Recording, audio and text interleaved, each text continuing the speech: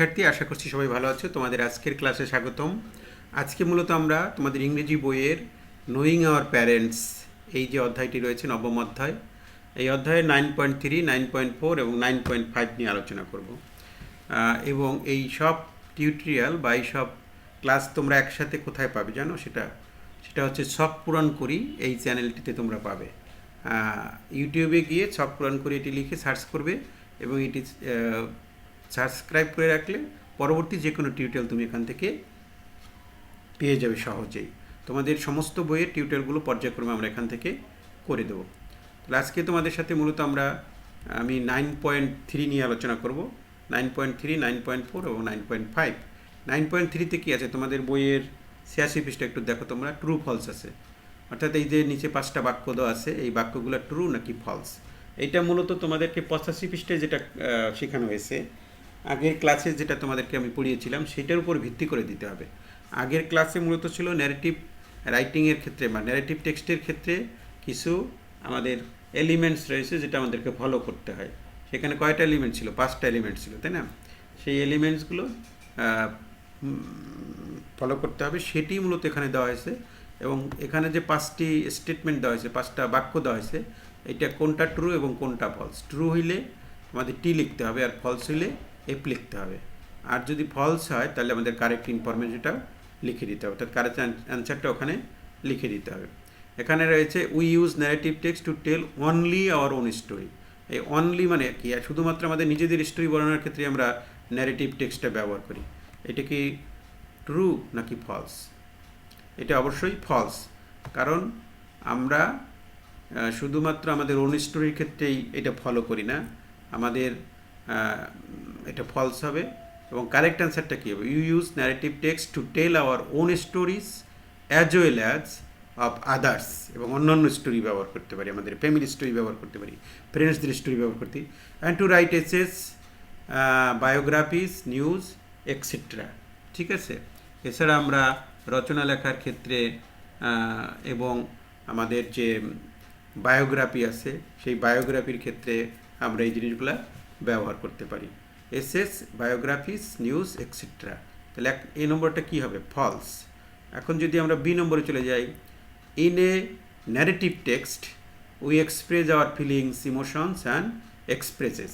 Narrative টেক্সটের ক্ষেত্রে আমরা আমাদের ফিলিংস, ইমোশন এবং অভিজ্ঞতাগুলো বর্ণনা করি। ঠিক আছে? এটি কি হবে? এটি অবশ্যই ট্রু হবে। তাহলে বি নম্বরের উত্তরের ক্ষেত্রে আমাদের কী লিখতে হবে? বি নম্বরের উত্তরের ক্ষেত্রে লিখতে হবে আমাদের টি, ট্রু। বি নম্বরেরটা হবে ট্রু। সি নম্বরটা কি আছে? Everyday we use narrative text. প্রতিদিনই আমরা আমাদের কিছু না কিছু ন্যারেটিভ টেক্সট ইউজ করি, ব্যবহার করি, এটাও ট্রু হবে। তারপরে এফ নাম্বারে যদি আমরা চলে যাই, এফ নাম্বারে কী আছে দেখো, তোমাদের বইয়ের এফ নাম্বারে দেখো, এফ নম্বরে আছে we use different tenses when we tell our past events. অর্থাৎ অতীতকালের ঘটনা যখন আমরা ব্যাখ্যা করি তখন আমরা ডিফারেন্ট টেন্সেস ব্যবহার করতে হবে। অর্থাৎ আমাদের এখানে নিয়মে আছে যে 2 ধরনের টেন্স ব্যবহার করতে হবে, প্রেজেন্ট টেন্স এবং পাস্ট টেন্স। ঠিক আছে? এইটা আমাদের নিয়মে কিন্তু আছে। না, প্রেজেন্ট টেন্স না, এটা নর্মালি পাস্ট টেন্স ব্যবহার করতে হবে, কিন্তু পার্সন ব্যবহার করতে হবে, first person and third person. হ্যাঁ, তাহলে এটা উই ইউজ পাস্ট টেন্স, এখানে বলছে পাস্ট ইভেন্ট, তাহলে ডিফারেন্ট টেন্সেস তো হবে না, এটা ফলস হবে, তাই না? কী হবে? We usually use past tense, শুধুমাত্র আমরা পাস্ট টেন্সই ব্যবহার করি পাস্টের কোনো ইভেন্ট বলার ক্ষেত্রে। ঠিক আছে? তাহলে এটা ঠিক আছে, এটা হবে ফলস, ডি নম্বর। তারপর ইতে চলে যাই, in a narrative text we tell event chronologically. অর্থাৎ আমরা ক্রোনোলজিক্যালি মানে কি, কালানুক্রমে, অর্থাৎ ধারাবাহিকভাবে আমাদের এই ইভেন্টগুলা ব্যাখ্যা করি। এটা কি? ট্রু। ওখানে কিন্তু লেখা আছে যে a negative text tell the events chronologically, অর্থাৎ in the order they happened, অর্থাৎ যেভাবে পর্যায়ক্রমে ঘটে গেছে সেইভাবেই আমরা এটা ব্যাখ্যা করি। তাহলে আমরা 5টি স্টেটমেন্টে ট্রু ফলসটা তোমাদের জন্য বলে দিলাম। এরপরে মূলত আমরা চলে যাব আমাদের 9.4 যেটা আছে। 9.4 কী আছে দেখো, 9.4 আছে now read the text on my life story once again. আবার পুনরায় পড়তে বলছে, অ্যান্ড আক্সার অ্যান্সার, প্রশ্ন করতে বলছে, উত্তর দিতে বলছে যে following question in pair or group.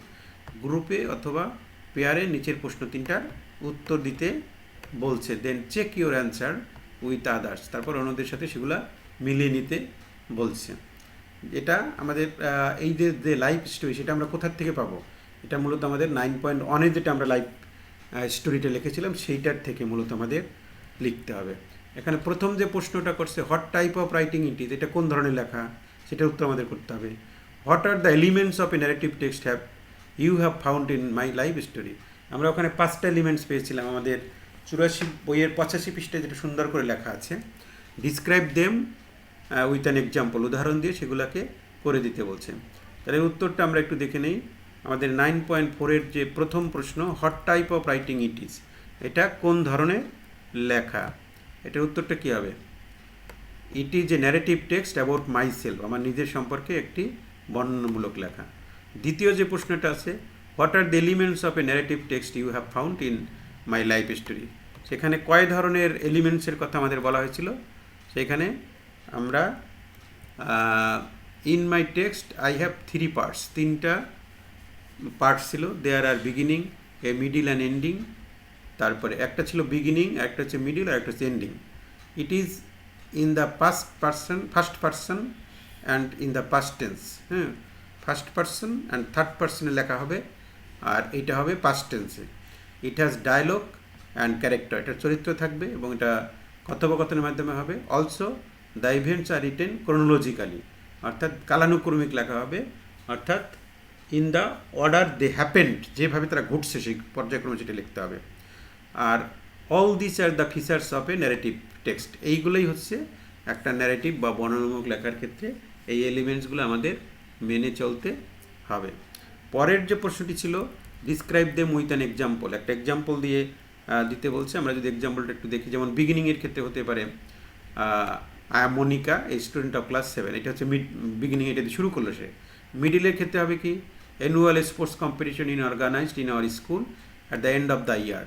এন্ডিংয়ের ক্ষেত্রে কী হবে, I want to study and become a great doctor so that I can provide good medicine services to the people of our country at low cost, অর্থাৎ কম দামে তাদেরকে দিতে পারে। এর পরের যেটি রয়েছে, যে পাস্ট টেন্সে লিখতে হবে, আমরা জানি পাস্ট টেন্সে লিখতে হবে। পাস্ট টেন্সের ক্ষেত্রে যেমন এখানে লেখা হয়েছে, he asked each of us by name and also introduced himself, এই যে আস্কড, হ্যাঁ, ইন্ট্রোডিউসড এর পাস্ট টেন্সে লেখা হয়েছে।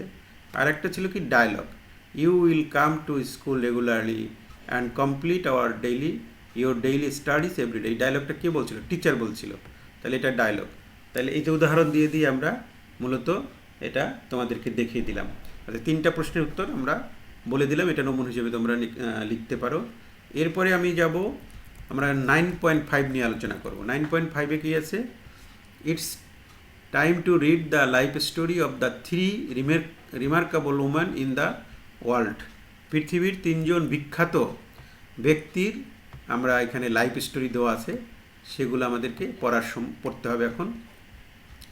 Another way we can say we will read the story of the 3 remarkable women's life written by somebody else, হ্যাঁ, কারো একজন লেখনীতে এই 3 নারীর জীবনী আমরা এখন পড়ব। সেটা পড়ার পরে, now can you write what is a biography, এখন ওটা পড়ার পরে তখন বলছে, তুমি কি এখন বলতে পারো যে বায়োগ্রাফি কি? বায়োগ্রাফি কথাটার অর্থ কি? জীবন চরিত, অর্থাৎ জীবনের বিভিন্ন ঘটনা ব্যাখ্যা করা, এটাকে বলছি আমরা লাইফ বায়োগ্রাফি বলে এটাকে, ঠিক আছে? বায়োগ্রাফি বলে এটাকে।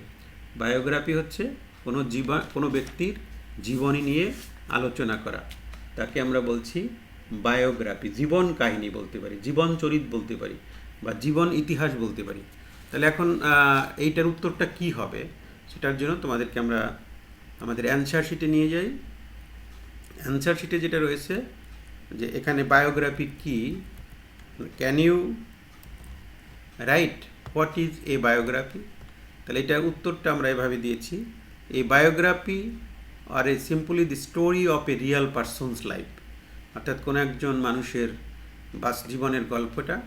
ইট could be about a person who is still alive, যে এখনও জীবিত আছে, সেটা হতে পারে someone who lived centuries ago, অনেক বছর আগে মারা গেছে, শত বছর আগে মারা গেছে, এমন হতে পারে।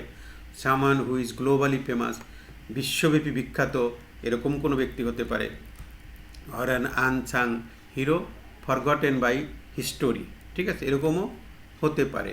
Or even a unique group of পিপুলও হতে পারে।